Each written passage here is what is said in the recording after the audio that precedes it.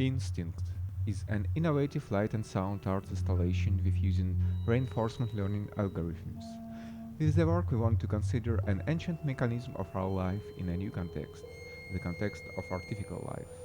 We deliberately simplify the model of life and make the model an antagonist of a human in order to be able to separately explore instinct of self-preservation.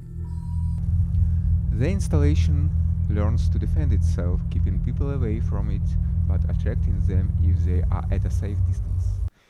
We use TensorFlow to run reinforcement learning algorithms, pure data for generating sound, microcontroller and dimmer model to control brightness of lamps, infrared LiDAR to obtain distance data. All that works on microcomputer and Linux OS.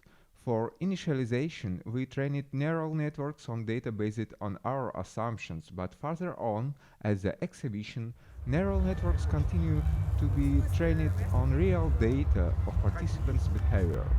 The model receives a reward when the participants who have come close enough begin to move away.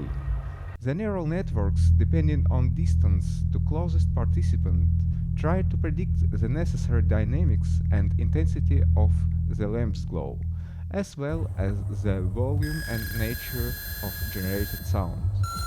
The obtained data on influence of light and sound on the distance to participants will again be used as material for training the model. So, the installation using reinforcement learning algorithms develops and reveals more and more effective ways of influencing people for self-defense. Given an artificial system the instinct of self-preservation, we are trying to separate the system into a separate subject. Maybe the system is not aware of its existence, but at least this system is trying to protect its existence.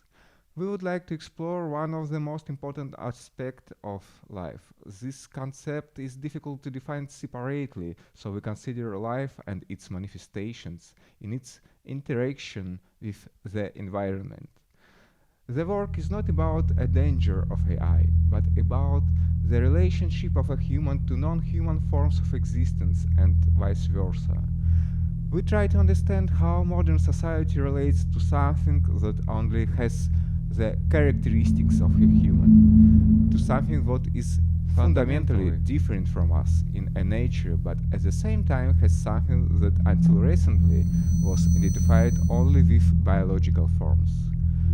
Correct me, but perhaps this is the first art object that not only opposes a human, but also tries to defend against him. If an art object has the right to exist, does it mean that it has the right to defend its existence?